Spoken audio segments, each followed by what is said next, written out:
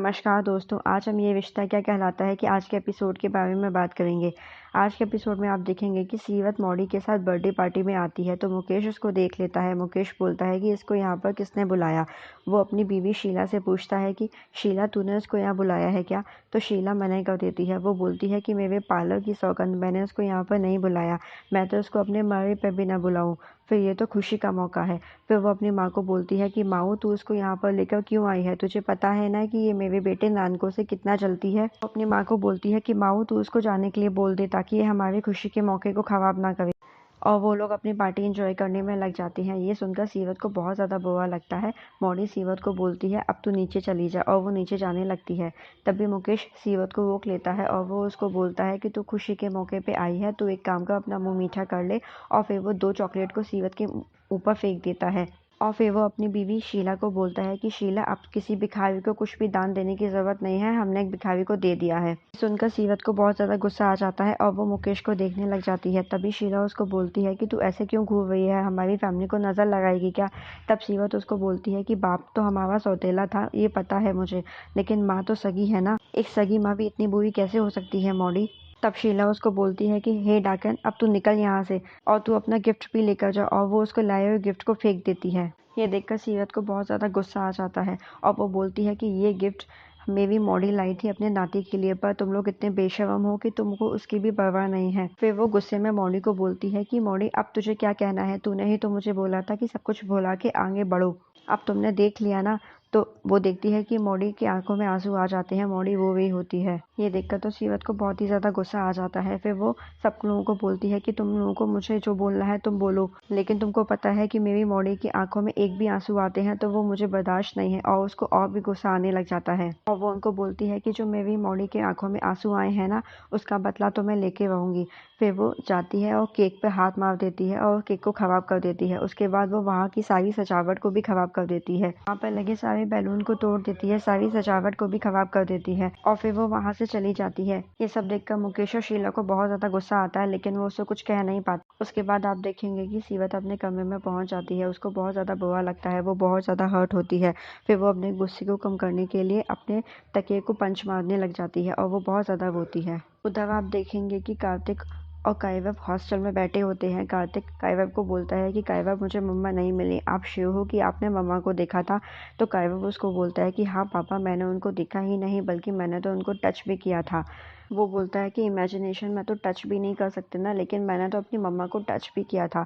फिर वो बोलता है कि आई नो पापा, आप क्या सोच रहे हो कि मम्मा तो स्टार बन गई हैं, फिर वो वापस कैसे आ सकती हैं। वो बोलता है कि पापा, मेरी स्टोरी बुक में भी एक ऐसी ही स्टोरी थी जिसमें एक स्मॉल गर्ल की मम्मा वापस आ जाती हैं, तो ऐसा भी तो हो सकता है कि गॉड ने हमारी मम्मा को वापस भेज दिया हो अक्षु के लिए। उसके बाद कार्तिक उसको बोलता है कि बेटा अक्षु हमारा वेट कर रही है घर पे, हमें वापस जाना होगा। तो काइवब वापस जाने के लिए मना कर देता है। वो बोलता है कि पापा मुझे वापस नहीं जाना है, आप चले जाओ। उसके बाद कार्तिक उसको बहुत समझाता है कि घर चलने के लिए। वो बोलता है कि हम साथ में बहुत ज़्यादा खेलेंगे, तुमको जो चाहिए होगा मैं तुमको सब ला के दूंगा और तुम्हारे साथ बहुत ज़्यादा टाइम स्पेंड करूंगा। फिर भी काइवब जाने के लिए मना कर देता है। वो बोलता है कि उसे यहाँ पर अच्छा लग रहा है। फिर वो मन में सोचता है कि और मुझे यहाँ पर रहकर मम्मा को भी तो सर्च करना है कि मम्मा कहाँ पे हैं। फिर कार्तिक उसको बोलता है कि अगर आपको कोई भी दिक्कत हो, कोई भी परेशानी हो, तो सबसे पहले आप मुझे बता देना। तो काइवब हाँ बोल देता है और उसके बाद कार्तिक काइवब को हग कर लेता है और फिर वो एक दूसरे को बाय बोल देते हैं। फिर कार्तिक वहाँ से चला जाता है। कार्तिक के जाने के बाद काइवब बोलता है कि पापा आई लव यू, पर I love you mummy also. वो बोलता है कि अगर आपको नहीं सुनना है तो आप मत सुनो, पर मैं अपनी मम्मा को अकेले ही सर्च करूँ। आप देखेंगे कि सीरत को बहुत ज़्यादा गुस्सा आता है और वो घर से जाने लग जाती है। मौडी उसको रोकने की बहुत ज़्यादा कोशिश करती है, लेकिन सीरत रुकती नहीं है और वो अपनी साइकिल से चली जाती है। तभी उसका दोस्त अपनी बाइक से आ जाता है। वो भी सीरत को रोकता है, लेकिन रुकती नहीं है, तो दोस्त उसके पीछे चला जाता है। फिर मौडी अपने मन में सोचती है कि सीरत, मुझे पता है कि तुम मेरी वजह से ही, तुम्हें बहुत ज़्यादा गुस्सा आया है, तो मेरी वजह से ही दुखी हुई हो, तो मुझे माफ़ कर दो। फिर वो खाटू श्याम जी से प्रार्थना करती हैं कि हे खाटू श्याम जी, इसकी लाइफ में भी कोई अच्छा इंसान भेज दो ताकि वो इसको संभाल सके। उसके बाद आप देखेंगे कि कार्तिक कार चला रहा होता है और वो बहुत ज़्यादा परेशान होता है। तभी उसको एक चाय की स्टॉल दिख जाती है और वो अपनी गाड़ी को वहीं रोक देता है और फिर वो चाय पीने के लिए बैठ जाता है। आप देखेंगे कि उसी पार्क में सीवत आ चुकी होती है। कार्तिक चाय पी रहा होता है, तब उसको आवाज़ आती है ए मेढक। ये सुनकर कार्तिक बहुत ज़्यादा शॉक हो जाता है। उसको ये सुनकर नायरा की याद आ जाती है, तो वो पीछे मुड़कर देखता है। पीछे सीवत अपने दोस्त को बोल रही होती है कि सबने मुझे समझ कर रखा है, क्या मैं रोडवेज की बस हूँ? तो घर वाले मेरे पीछे पड़े रहते हैं और यहाँ पर ये मेढक मेरे ऊपर चढ़ गया है। वो अपने दोस्त को बोलती है कि हे दुश्मन, उसको यहाँ से हटा दे। लेकिन सीवत के आगे पेड़ होता है, तो कार्तिक जब पीछे मुड़कर देखता है तो कार्तिक को सीवत दिखाई नहीं देती, उसे बस उसका दोस्त दिखाई देता है और वो फिर से चाय पीने लग जाता है। सीवत को बहुत ज्यादा गुस्सा आ रहा होता है। वो अपने दोस्त को बोलती है कि दिमाग की दही बना दी है उस हैवी वेट। दोस्त उसको बोलता है कि जो तेरे अंदर से आग लग रही है ना, वो तू सबसे पहले उसी आग को कम कर दे। तो सीवत उसको बोलती है कि ये आग कम नहीं हो सकती है, जब तक मैं इस आग में उन लोगों को भून नहीं लेती है ना, तब तक ये आग कम नहीं होगी। उसे बहुत ज़्यादा गुस्सा आता है। उसका दोस्त उसको समझाता है कि उन लोगों को भूनने के चक्कर में तो खुद क्यों जल रही है। तो सीवत उसको बोलती है कि मुझे अपनी बिल्कुल भी परवाह नहीं है। उसके बाद सीवत बहुत ज़्यादा इमोशनल हो जाती है। वो अपने दोस्त को बोलती है कि मुझे किसी से कोई दुश्मनी नहीं है, मुझे किसी से कोई दिक्कत नहीं है, लेकिन वो तो मेरी सगी माँ है ना, फिर वो मेरे साथ सौतेला विवाह क्यों करती है। ये सब बातें कार्तिक सुन रहा होता है। वो फिर से पीछे मुड़कर देखता है, लेकिन पेड़ होने की वजह से उसे सीवत दिखाई नहीं देती है, उसे सिर्फ उसका दोस्त ही दिखाई देता है। कार्तिक बहुत ज्यादा दुखी हो जाता है। ये सब सुनकर वो सोचता है कि पता नहीं लाइफ इतनी अनफेयर क्यों है। वो बोलता है कि जैसे लाइफ ने मुझसे मेरी नायरा को छीन लिया, कायरा से उसकी मम्मा को, इस लड़की को भी बहुत ज्यादा दुख है। वो बोलता है कि कम से कम हमारे पास हमारी फैमिली तो है, इसके पास तो उसकी अपनी फैमिली भी नहीं है। सीवत अपने दोस्त को बोलती है कि क्या फायदा है ये सब बातें करके, जाना तो फिर भी उस नमक में ही है ना। मौडी भी सुबह से भूखी होगी, उसने सुबह से कुछ नहीं खाया होगा, चल घर चलते हैं। और वो दोनों घर के लिए निकल जाते हैं। उधर कायब की भी चाय खत्म हो जाती है और वो भी घर के लिए जाने लग जाता है। कार्तिक और सीवत दोनों ही बगल बगल में चल रहे होते हैं, लेकिन दोनों एक दूसरे को देखते नहीं है। कार्तिक अपनी कार के पास पहुंचता है तो उसकी फोन की रिंग बजती है और वो फोन पर बात करने लग जाता है। तभी सीवत की नज़र कार्तिक पर पहुंचती है। वो कार्तिक को देखने लग जाती है और फिर वो अपने दोस्त से पूछती है कि हमारे रेगिस्तान में ये फूल कैसे खिल गया है दुश्मन। तो उसका दोस्त उसको बोलता है अगर तुझे इतना पसंद है तो ला, मैं उसका नाम और पता पूछ के आ जाऊँ। तो सी उसको बोलती है कि उसके पास इन सब फालतू चीज़ों के लिए बिल्कुल भी टाइम नहीं है और वो अपनी साइकिल पर बैठकर अपने घर की तरफ चली जाती है। उधर कार्तिक की भी फ़ोन पर बात खत्म हो जाती है। वो भी अपनी कार में बैठकर अपने घर की तरफ निकल जाता है। उसके बाद आप देखेंगे कि रात हो जाती है और फिर सीवत अपने घर पहुंचती है। वो घर जब पहुंचती है तो वो देखती है कि मौडी तो सो चुकी होती है। तो वो मौडी को आवाज़ लगाती है मौडी मौडी, लेकिन मौडी उठती नहीं है। तो वो बहुत ज़्यादा डर जाती है। वो मौडी को बहुत ज़ोर से हिलाती है तो मौडी अचानक से उठती है। वो पूछती है क्या हुआ। सीवत बोलती है कि शुक्र है जिंदा हो तुमने तो मुझे डरा ही दिया था। तो मौडी हंसने लग जाती है। वो बोलती है कि इतनी जल्दी तेरा पीछा नहीं छोड़ूंगी मलाडो। इस घर से पहले तेरी डोली उठेगी, उसके बाद मेरी अर्थी उठेगी। तो सीवत बोलती है ना मैं ब्याह करूंगी और ना फिर तेरी अर्थी उठेगी। ब्याह ना करने का तो मेरे पास बहुत अच्छा कारण है। और फिर वो मौडी को हक कर लेती है। मौडी उसको बोलती है कि नाराज है ना तू मुझसे। सीवत बोलती है कि जब मैं रात को खाना डिलीवर करने जाती हूँ ना, तो मेरे पीछे बहुत सारे कुत्ते भौंकते हैं, लेकिन मैं किसी की परवाह नहीं करती, बस मैं अपने काम से काम रखती हूँ। वो मौडी को बोलती है कि मौडी तुझे मुझसे माफ़ी मांगने की कोई ज़रूरत नहीं है, मेरी वजह से भी तो तुमको बहुत कुछ सुनना पड़ा होगा ना, तो बस हिसाब किताब बराबर।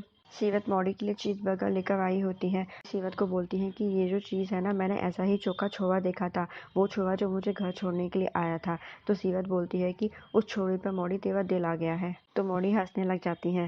मौडी उसको बोलती है कि सच्ची बात है, अगर ब्याह उसका नहीं हुआ होता ना तो तेरी बात मैं उसे चला देती। तो सीवत उसको बोलती है कि खाटू महाराज भला करे उसकी बीवी का, उसने मुझे बचा लिया उस लड़के से। मौडी बोलती है कि लेकिन छुआ तो मैं तेरे लिए ऐसे ही ढूंढ के लाऊं। सुनकर सीवत बहुत हंसने लग जाती है। वो बोलती है कि वाह मौडी तू भी बहुत कूल है। और फिर दोनों खुशी से एक दूसरे को हक कर लेते हैं। उसके बाद आप देखेंगे कि कार्तिक अपने घर पहुंच चुके होते हैं। वो जब घर जाते हैं तो वो देखते हैं कि रिया अक्षरा को संभाल रही होती है। तभी आप देखेंगे कि बाकी सब घर वाले आ जाते हैं। मनीष कार्तिक से पूछता है कि कायरव ठीक है ना। कार्तिक बताता है कि वो पहले से बेटर है। कार्तिक बोलता है कि अक्षय ने सीरियल नहीं खाए होंगे ना, उसके खाने का टाइम हो गया है। तो रिया उसको बोलती है कि हमने उसे खाना खिला दिया है। तब सुरेखा उसको बताती है कि एक्चुअली कार्तिक तुम्हारे जानने के बाद अक्षरा को रिया ने ही संभाल रखा था। तो कार्तिक उसको थैंक यू बोलता है, लेकिन रिया मना कर देती है। वो बोलती है कि थैंक यू बोलने की कोई ज़रूरत नहीं है, अक्षरा है ही इतनी प्यारी कि इसके साथ समय बिताना बहुत अच्छा लगता है। कार्तिक उसको बोलता है फिर भी थैंक यू, और फिर वो वहाँ से चला जाता है अपने रूम में। उसके बाद आप देखेंगे कि सुरेखा और स्वर्णा अब आपस में बात कर रहे होते हैं। तो सुरेखा स्वर्णा से कहती है कि क्या टाइम है ना भगवान जी की, भाई साहब भी बहुत टाइम से सोच रहे थे कि कायवा अपने हॉस्टल चला जाए और कार्तिक अपनी ज़िंदगी में व्यस्त हो जाए। तो स्वर्णा उसकी बात को समझ नहीं पाती है। वो बोलती है मतलब। अब सुरेखा उसको बोलती है कि मैं समझ रही हूँ दीदी, आप क्या बोल रही हैं। पर मैं तो बस अपनी बात रख रही हूँ कि विया का से टाइम पे हमारे घर आने के पीछे ज़रूर भगवान जी का ही कोई हाथ होगा। बोलती है कि दीदी देखो ना, दोनों ही अकेले हैं, विया डिवोर्सी है और कार्तिक, क्या पता कुछ हो जाए ना। तो स्वर्णा उसको बीच में ही रोक देती है। वो बोलती है कि हमें इस तरह की कोई उम्मीद नहीं बांधनी चाहिए सुरेखा। वो सुरेखा को बोलती है कि वेदिका के साथ क्या हुआ था वो सब हम लोगों ने देखा था ना। तब सुरेखा बोलती है कि दूध का जला हुआ इंसान छाछ को फूंक फूंक कर पीता है, लेकिन छाछ को पीता तो है ना। वो बोलती है कि वही बात वेदिका की, तो उस टाइम पर बात डिफरेंट थी और इस बार बात बिल्कुल डिफरेंट है। तो स्वर्णा बोलती है कि कार्तिक बिल्कुल नहीं मानेगा, वो अपने बच्चों के साथ पूरी लाइफ अकेला गुजार लेगा, लेकिन वो इस बात के लिए बिल्कुल नहीं मानेगा।